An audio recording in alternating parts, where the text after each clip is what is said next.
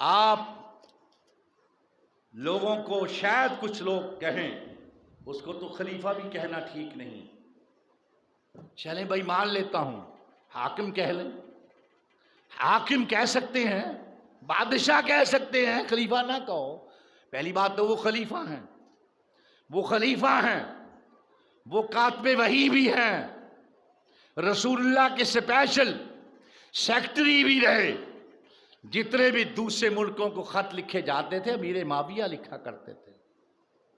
اب اس کے اوپر اعتراضات کی بوچھاڑ ہے، اعتراضات سے ہم ڈرتے نہیں ہیں، لیکن ایک بات کہوں گا، صحابیت سے دنیا کی کوئی طاقت امیر معاویہ کو نکال نہیں سکتی،